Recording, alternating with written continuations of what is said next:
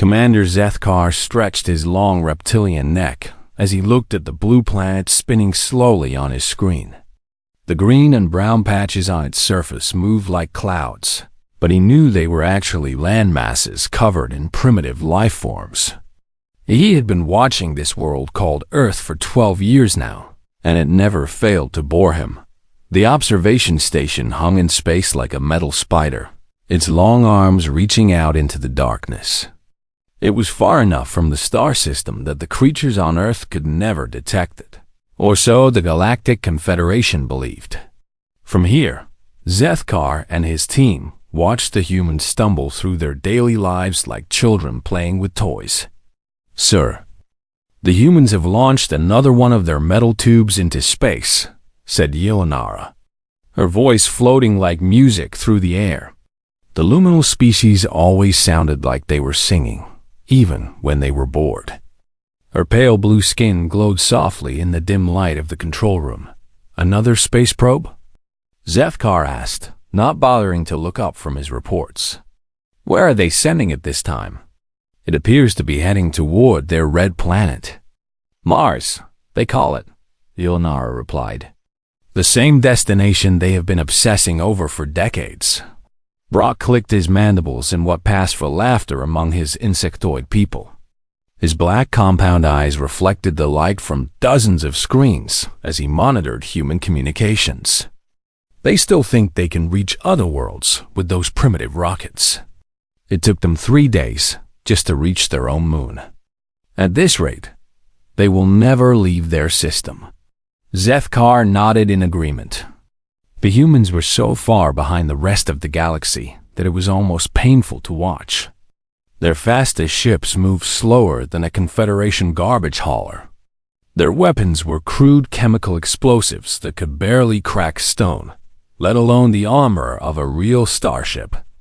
They fought wars with projectile weapons that fired metal slugs, like something from a museum. "Have they discovered atomic fusion yet?" Zethkar asked. "They are still working on it," Yelenara said, checking her instruments. "Their energy production is mostly from burning dead plants and splitting atoms. Very messy and dangerous." "Typical," Brock buzzed. "Most primitive species take at least 1,000 years to develop clean energy. The humans have only had electricity for a few centuries." The observation station had been built to study developing civilizations across the galaxy. The Confederation liked to keep an eye on younger species, partly out of scientific curiosity and partly to make sure they did not become a threat. Not that the humans could ever threaten anyone beyond their own world.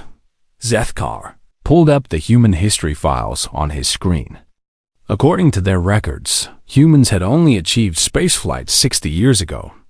Before that, they had been trapped on their planet, fighting each other with increasingly deadly weapons. The Confederation had watched with detached interest as the humans discovered gunpowder, then electricity, then nuclear fission. Each step took them centuries to master. "Look at this," Yelenara said, pointing to her screen. "They are broadcasting something called the Olympics. Thousands of humans gathering to run and jump? Primitive bonding rituals," Brock explained. "Many young species engage in physical competitions before they develop proper technology. It helps them feel connected to their tribal groups." Zethkar watched the footage of humans running around a track in circles. Such a waste of energy. Advanced civilizations had moved beyond physical limitations millennia ago.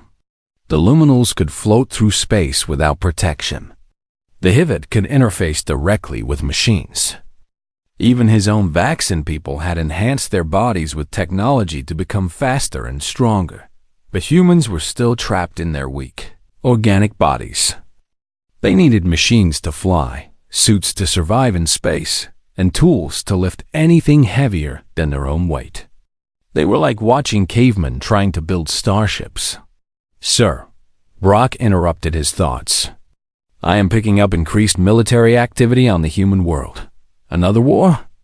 Zethkar asked. Humans were always fighting each other over resources or territory or invisible lines they drew on maps. No, sir. This appears to be exercises. Coordinated training between multiple human nations. How unusual, Yelanara commented. They rarely cooperate on anything. Zethkar pulled up the military feeds. Human soldiers were running through training courses, practicing with their crude weapons and operating their primitive vehicles. Nothing threatening, of course. Their largest warships were barely larger than a Confederation shuttle, and their most powerful weapons could not even penetrate basic civilian shields. They seemed to be practicing defensive formations, Brock observed, as if they expect an attack from space. Paranoid creatures, Zethkar laughed. They probably think we are going to invade them, as if we would want their backward planet. The truth was, Earth held little value to the Confederation. The planet was rich in common metals and had plenty of water, but those resources could be found on millions of uninhabited worlds without the trouble of dealing with primitive natives. The humans had nothing to offer except entertainment value as a subject of study. Perhaps they are finally starting to realize they are not alone in the universe, Yelanara suggested. Their radio telescopes have been searching for signals for decades. Let them search, Zethkar said. By the time they develop the technology to detect us, we will have moved on to study more interesting species. The observation station continued its silent watch as Earth turned below them. On the planet's surface, 6 billion humans went about their daily lives, completely unaware that 3 alien species were cataloging their every move. They worked their primitive jobs, raised their families, and dreamed of reaching the stars, never knowing that creatures from those very stars were watching them with the same interest that humans might watch ants building a nest. Zethkar filed his daily report and prepared for another shift of tedious observation. Tomorrow would bring more primitive human activities to document. More crude rockets, more simple technology, more proof that humanity would never amount to anything significant in the galaxy. If only he knew how wrong he was about to be. The alarm that shattered the quiet of the observation station was unlike anything Zethkar had heard in his 20 years of service. It was not the gentle chime that announced human space launches or the soft beep of routine communications. This was the deep, bone-shaking wail that meant only one thing: immediate and terrible danger. "Commander!" Yelanara's voice had lost all its musical quality, becoming sharp with panic. Massive hyperspace signature detected at the edge of the system. Zethkar's blood turned cold as he rushed to the main display. His clawed hands worked frantically over the controls, pulling up long-range sensors. What he saw made his scale stand on end with primal terror. A ship was emerging from hyperspace near the gas giant Jupiter. But calling it a ship was like calling a mountain a pebble. The vessel stretched 50 kilometers from bow to stern, its dark hull covered in spikes and weapon emplacements that could crack planets like eggs. Along its sides, massive engines glowed with the red light of barely contained destruction. "No," Brock whispered, his mandibles clicking frantically. "Please tell me that is not what I think it is." Zethkar's throat felt dry as sand. "Run identification protocols. Full spectrum analysis." The computer took several long seconds to process the scan, seconds that felt like hours to the terrified observers. When the results appeared on screen, Zethkar felt his legs go weak. "Devori Empire Dreadnought Class," the computer announced in its calm, mechanical voice. "Vessel classification, World Eater. Crew complement, approximately 50,000. Armament, planet-killing capability." Yelanara made a sound that was part sob, part prayer. The Luminals were a peaceful people who had never experienced war, but even they knew about the Devori. Every species in the galaxy knew about the Devori. They were the nightmare that haunted the stars. A race of creatures that consumed everything in their path, strip-mining worlds of all organic life to feed their endless hunger. Entire star systems had gone dark when the Devori arrived, their planets left as lifeless rocks floating in space. How did they find this system? Brock buzzed, his voice high with fear. Earth is supposed to be protected by its location. It does not matter how they found it, Zethkar said, trying to keep his voice steady. What matters is that they are here, and they will want the humans. The Devori did not negotiate. They did not trade. They simply arrived, made their demands, and took what they wanted. Any species that resisted was ground into paste and fed into their bioprocessors. Any that surrendered was also ground into paste, but more slowly. Sir, Yelanara said quietly, should we contact the Confederation fleet? Zethkar checked the distance calculations. The nearest Confederation ships are 3 days away at maximum hyperspace velocity. By the time they arrive, Earth will be an empty husk. On the screen, the Devori ship had finished emerging from hyperspace and was moving toward the inner system. Its massive bulk blotted out stars as it passed, engines leaving trails of radiation that would poison any life they touched. Look at the size of that thing, Brock said, his compound eyes reflecting the ship's ominous glow. It is larger than most space stations. How many weapons does it carry? More than enough to reduce Earth to rubble in minutes, Zethkar replied. He had read the reports from other worlds the Devori had visited. None had survived longer than a few hours once the bombardment began. The observation station's computers automatically began recording everything, documenting what would likely be humanity's final day. Zethkar found himself feeling strangely sad about it. The humans might be primitive, but they had shown creativity and determination in their slow climb toward the stars. They deserved better than being consumed by the galaxy's greatest predators. Sir, the Devori ship is broadcasting on all frequencies, Brock reported. Put it through, Zethkar ordered. Though he already knew what the message would say, the voice that filled the control room was like grinding metal mixed with dying screams. It spoke in the common galactic language, but the words carried undertones of hunger and violence that made all three observers shudder. Primitive species of the third planet, the voice announced. You have been selected for consumption by the Devori Empire. Your biological matter will feed our great ships and strengthen our warriors. You have one rotation of your star to gather your population in designated collection zones. Any who resist will be hunted. Any who hide will be found. Any who flee will be followed. Compliance will result in quick processing.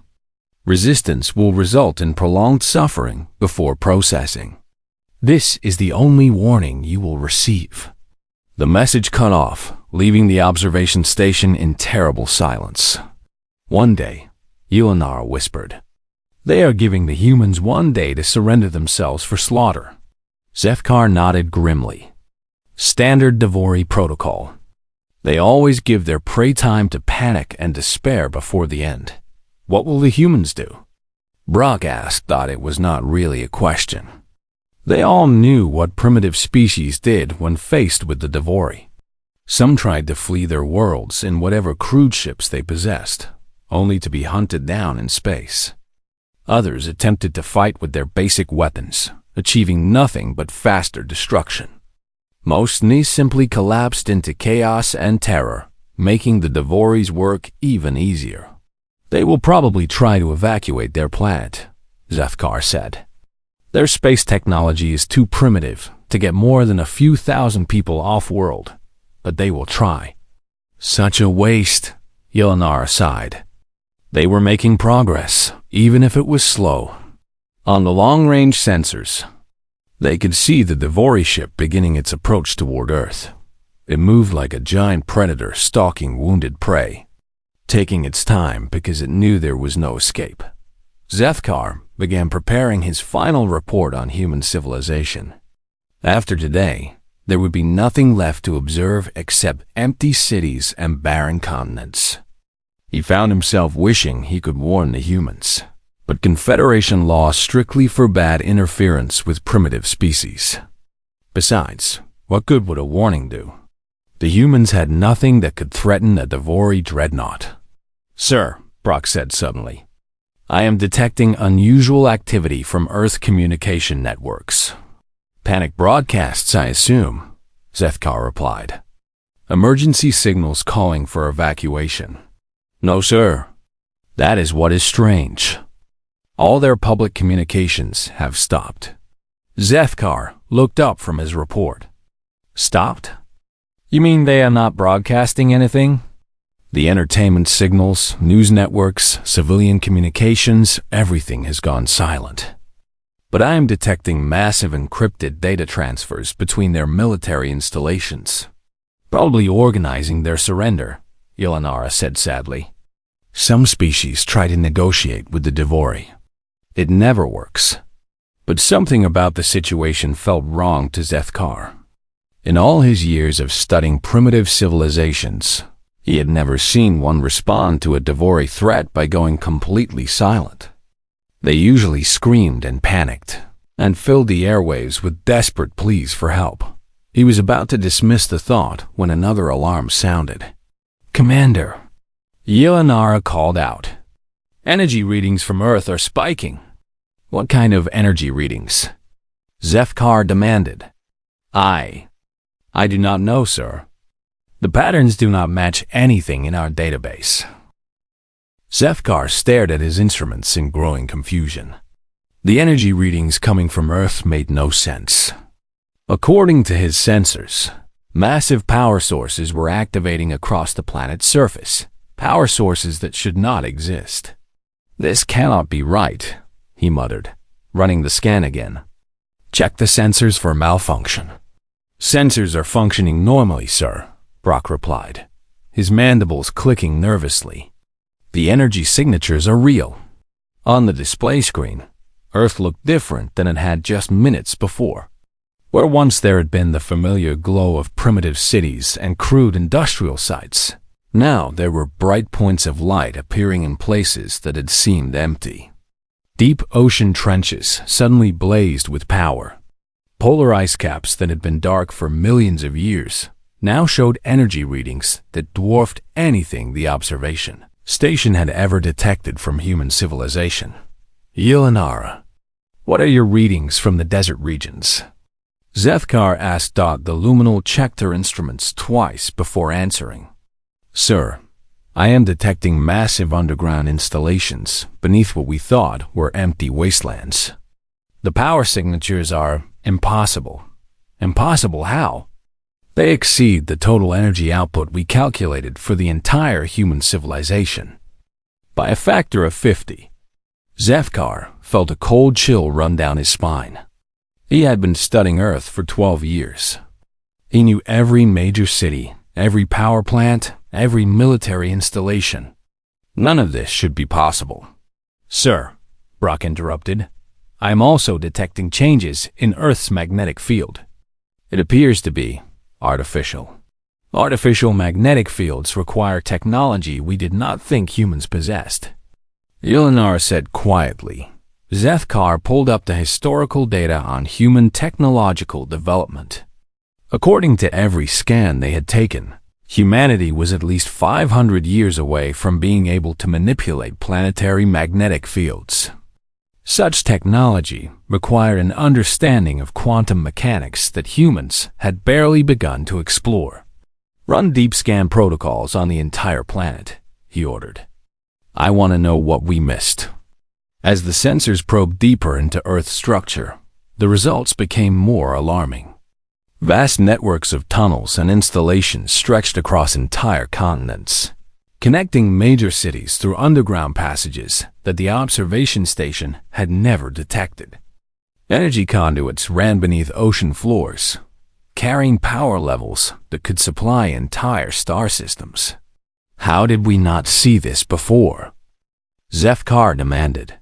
"Sir, the installations appear to be shielded by some form of stealth technology," Brock reported.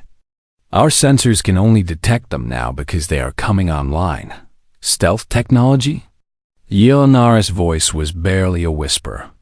Humans are not supposed to have stealth technology, but the evidence was right in front of them. As more systems activated across Earth's surface, the planet began to look less like a primitive world and more like a fortress. Power grids that should have been impossible for humans to build were drawing energy from sources the aliens could not identify. "Sir, I am detecting movement on the far side of Earth's moon," Brock announced. Zethkar switched the display to show the lunar surface. What he saw made his blood freeze in his veins. Dozens of structures were emerging from what had appeared to be natural crater formations. But these were not simple buildings. They were ship construction facilities, their massive forms rising from the moon's surface like metal mountains. And from their docking bays, vessels were launching. Those ships. Yelinar breathed. The craft leaving the lunar facilities were unlike anything in the human technology database. They were sleek and angular, moving with impossible grace through the vacuum of space. Their hulls gleamed with an energy that suggested advanced shielding, and their acceleration rates defied everything the observers thought they knew about human propulsion systems. "How fast are they moving?" Zethkar asked. "0.8 light speed and accelerating," Brock replied. "In normal space, without hyperspace drives." That was impossible. Only the most advanced civilizations in the galaxy had learned to approach light speed in normal space, and even they required massive amounts of energy to do it. For a primitive species like humanity to achieve such speeds was beyond all known science. "Sir, more ships are emerging from asteroid concealment in the outer system," Yelinara reported. The display showed the asteroid belt. But now dozens of the rocky bodies were splitting open to reveal hidden starships. These vessels were larger than anything humanity was supposed to possess, some of them approaching the size of Confederation cruisers. "How long have those been there?" Zethkar whispered. "Analyzing construction materials and wear patterns," the computer announced. "Estimated age, 40 to 60 Earth years." 40 to 60 years. That meant humans had been building advanced starships since before the observation station was even constructed. While the aliens had been watching crude rockets and primitive satellites, humanity had been secretly constructing a fleet that could challenge major galactic powers. "Sir, incoming transmission from Earth," Brock said, his voice shaking. "From Earth? On what frequency?" "Quantum entanglement communication, sir." Zethkar's legs nearly gave out. Quantum entanglement communication was theoretical, even for most Confederation species. Only the most advanced civilizations had managed to make it practical. And those that did guarded the technology jealously. "Put it through," he ordered. The voice that came through the speakers was calm, professional, and speaking perfect galactic standard, a language humans were not supposed to know. "Confederation Observation Station, this is Earth Defense Command. We are aware of your presence and have been monitoring your activities for the past 12 years. We wish to inform you that defensive protocols are now in effect. Please maintain your current position for your own safety. We will be dealing with the Devori threat shortly." The transmission ended, leaving the three aliens in stunned silence. "They know we are here," Yelinara said in a voice barely above a whisper. "They have always known. Earth Defense Command?" Brock buzzed frantically. What kind of primitive species has a unified planetary defense command? But Zethkar was looking at something else on his screen. The Devori dreadnought was still approaching Earth, its massive bulk moving steadily toward the inner system. But now, scattered across space between the Predator ship and its intended prey, hundreds of human vessels were moving into position. They were not fleeing. They were not surrendering. They were preparing to fight. "Computer, calculate relative combat capabilities between human forces and the Devori dreadnought," Zethkar commanded. "Insufficient data on human weapons technology. the computer replied. Of course, there was insufficient data. Everything they thought they knew about humanity had just been revealed as an elaborate lie. For 12 years, they had been watching a carefully constructed performance while the real human civilization grew in secret beneath their very noses. Sir, Yulinara said quietly, what if we have been wrong about everything? Zethkar did not answer. He could not answer. His entire understanding of the universe had just collapsed around him. Humanity was not primitive. They had never been primitive. They had been playing a game that the Confederation did not even know was being played. And now, as the Devori death machine bore down on Earth with enough firepower to crack continents, the aliens were about to see what humanity was really capable of. The countdown to horror was about to begin. Zethkar's clawed hands gripped the edge of his control console as he watched the impossible unfold before his eyes. The chronometer on his screen showed the exact moment everything changed. 1407. Earth Standard Time.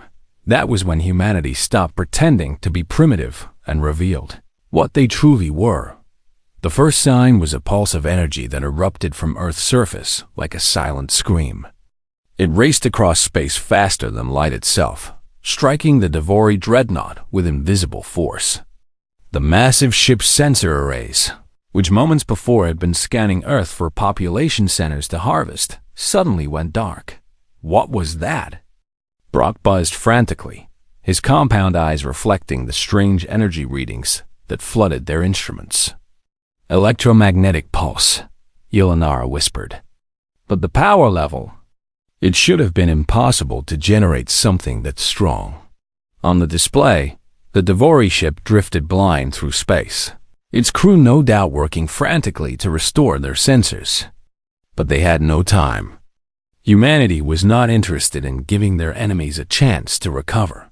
From hidden positions throughout the solar system, human ships began to move. They emerged from behind asteroids, from the shadow of planets, from concealment so perfect that even advanced Confederation sensors had failed to detect them. The vessels moved with a coordination that spoke of planning, preparation, and a level of military organization that should not have existed on a world the aliens had dismissed as primitive. Count them, Zethkar ordered, his voice hoarse with shock. 200. 400. Sir, I count over 800 vessels, Brock reported. And more are still appearing. 800 starships. The humans had somehow built and hidden 800 starships without the galaxy's most advanced observation technology detecting them. The implications were staggering. The human fleet moved in perfect formation, their ships accelerating to speeds that violated everything the observers thought they knew about physics. No chemical rockets could achieve such velocity. No fusion drives could provide such power. Yet the human vessels moved through space like schools of predatory fish, fast and lethal and utterly silent. At minute 4, the Devori dreadnought managed to restore partial sensor function. Immediately, its massive weapon arrays began to rotate toward the approaching human fleet. Planet-cracking cannons that could turn continents to glass, prepared to fire. They never got the chance. The human attack came from multiple directions simultaneously. Weapons that the observation station's sensors could barely track struck the Devori ship's shields with impossible precision. But these were not the crude missiles or energy beams that primitive species typically used. These were something entirely different. Quantum torpedoes, Yulinara breathed, reading her instruments with growing amazement. They are firing quantum torpedoes? Quantum torpedoes existed in multiple dimensions at once, making them nearly impossible to defend against. Only the most advanced civilizations in the galaxy had mastered such technology, and even they used it sparingly due to its complexity and power requirements. The Devori ship's shields, designed to withstand conventional weapons, began to flicker and fail under the quantum assault. Sections of the massive hull started to buckle as the torpedoes tore through space-time itself to reach their targets. How do they have that technology? Zefkar demanded, but no one could answer him. At minute 7, the Devori finally managed to return fire. Massive beams of destructive energy lanced out from the dreadnought's weapon arrays, each one capable of burning away a planet's atmosphere. But the human ships simply were not. Where the beams struck, the human vessels moved through space in ways that defied physics. They seemed to bend around the incoming fire, sliding through dimensions that should not have been accessible to them. Space itself appeared to fold and twist around their hulls, allowing them to be in one place one moment and somewhere else entirely the next. Gravitational manipulation, Yulinara said in a voice filled with awe and terror. They are manipulating gravity fields to move through folded space. That should require computational power equivalent to a planet-sized quantum computer. Brock protested. Then, perhaps they have one, Zefkar said quietly. The human counterattack intensified at minute 9. Swarms of smaller craft poured from the larger ships, moving in perfectly coordinated patterns that spoke of a hive mind level of organization. But these were not drones controlled by artificial intelligence. Each craft was moving independently while somehow maintaining perfect tactical unity. "Sir, I am detecting faster-than-light movement in normal space," Brock reported, his voice climbing toward panic. "The small craft are moving faster than light without entering hyperspace." "That is impossible," Yulinara protested. "The energy requirements alone would—" Her words were cut off as the small human craft reached the Devori dreadnought. Instead of firing weapons, they did something far more terrifying. They began to dismantle the massive ship at the molecular level. The observation station sensors showed the impossible sight of the Devori vessel's armor plating simply dissolving.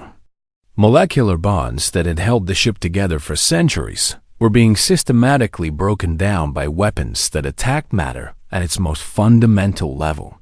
"They are unmaking it," Zefkar whispered. "They are literally unmaking the ship atom by atom."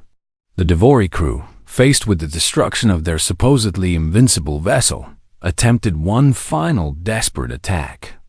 The ship's main weapon, a planet killer that drew power directly from the vessel's reactor core, began to charge for a shot that would destroy everything within a light-minute radius.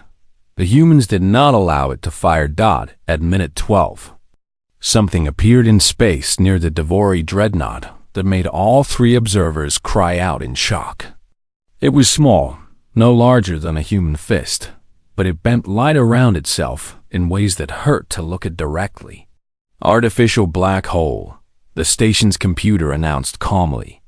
"Mass equivalent to a small moon. Gravitational field strength increasing exponentially." "They created a black hole," Brock said, his mandibles chattering with fear. "The humans created an artificial black hole." The effect on the Devori ship was immediate and absolute. The massive dreadnought, 50 kilometers of death and destruction that had laid waste to dozens of worlds, began to compress.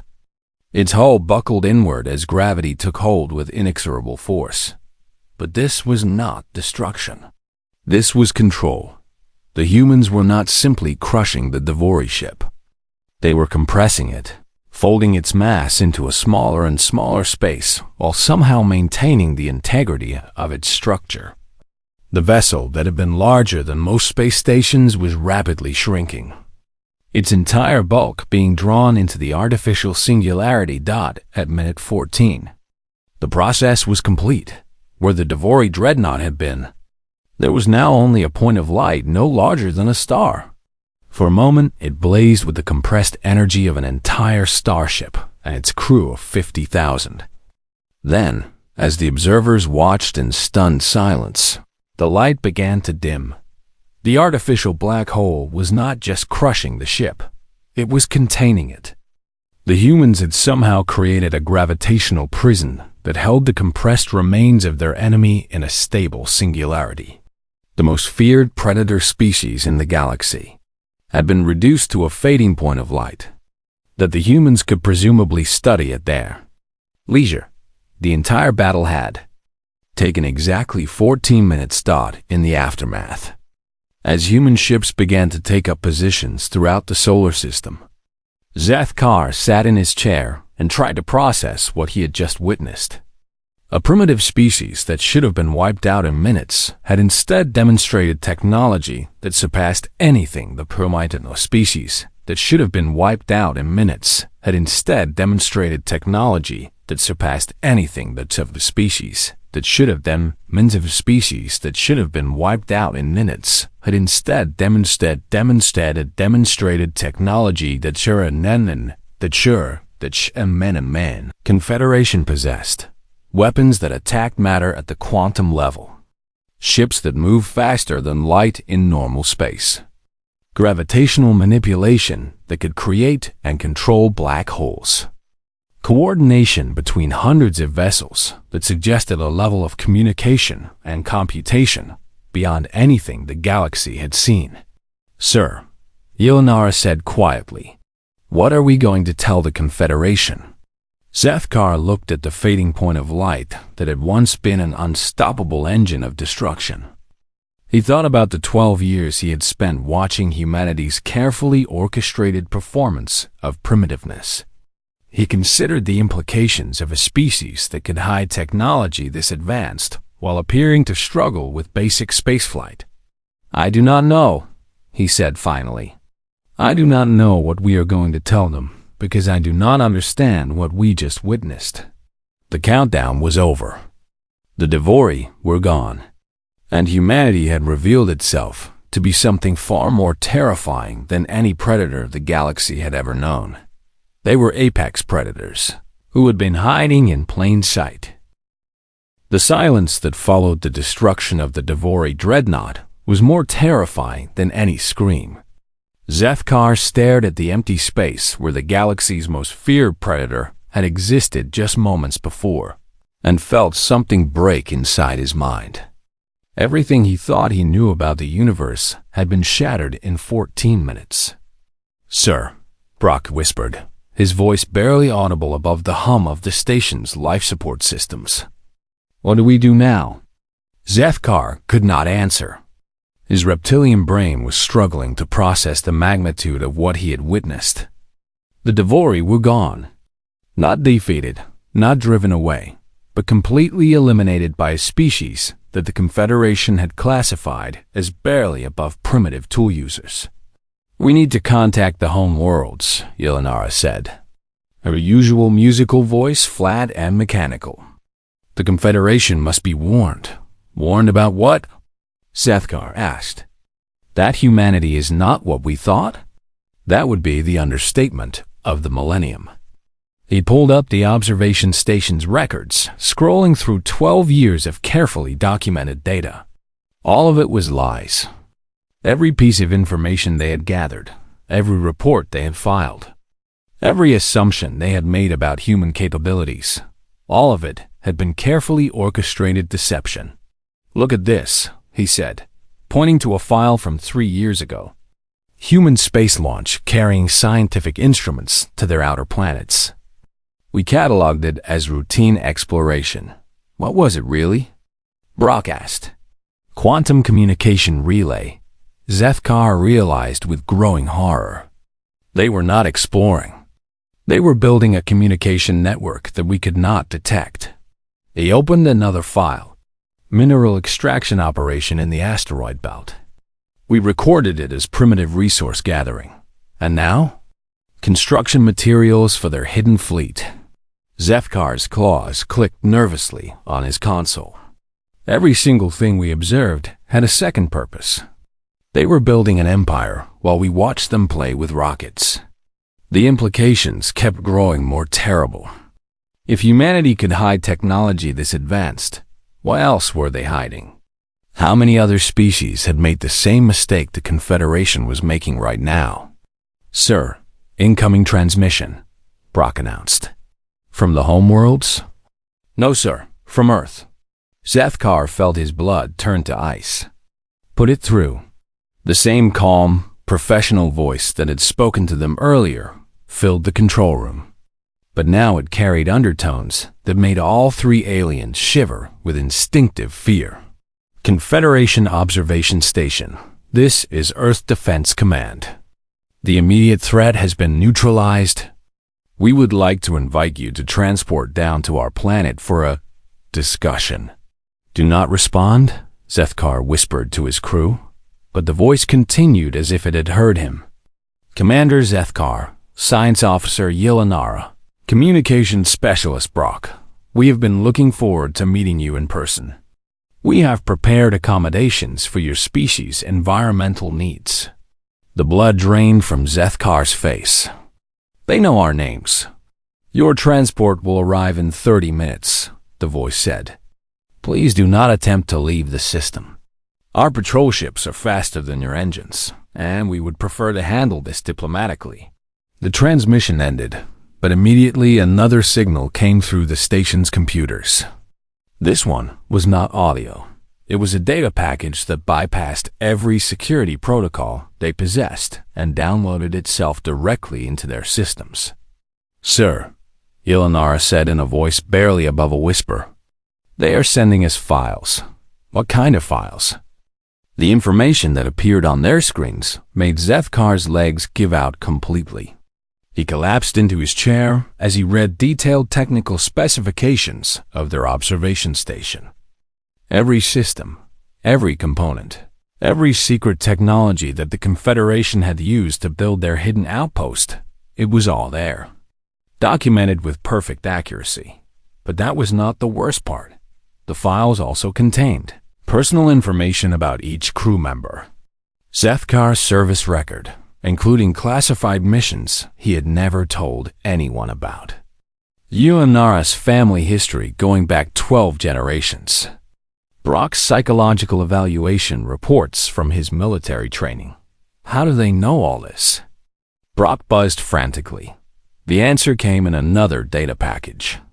This one contained images, surveillance photos taken inside Confederation facilities. Pictures of Zethkar at his home on the Vaxin homeworld. Videos of Yelanara attending cultural ceremonies on the luminal crystal cities. Records of Brock's communications with his hive collective. They have been watching us, Yelanara breathed. While we were watching Earth, they were watching our entire civilization. But even that was not the full horror. The final data package contained what appeared to be a complete analysis of Confederation military capabilities.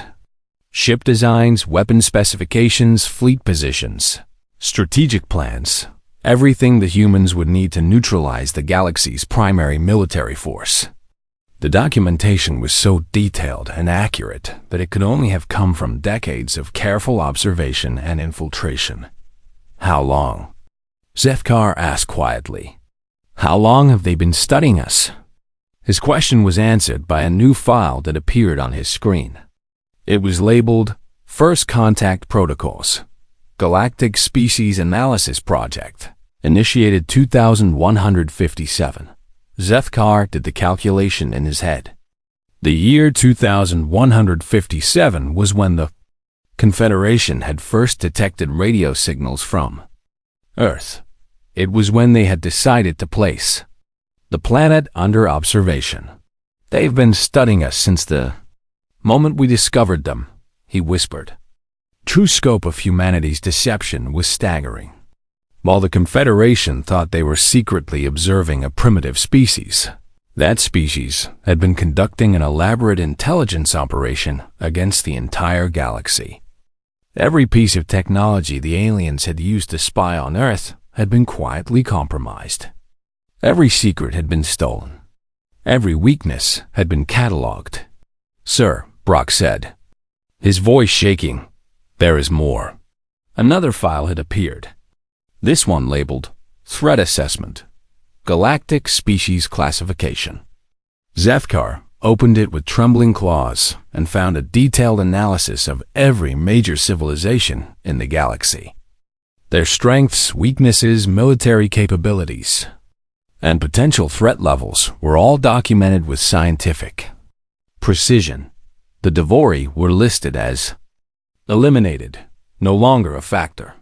The Confederation was classified as minimal threat, pacification protocols prepared.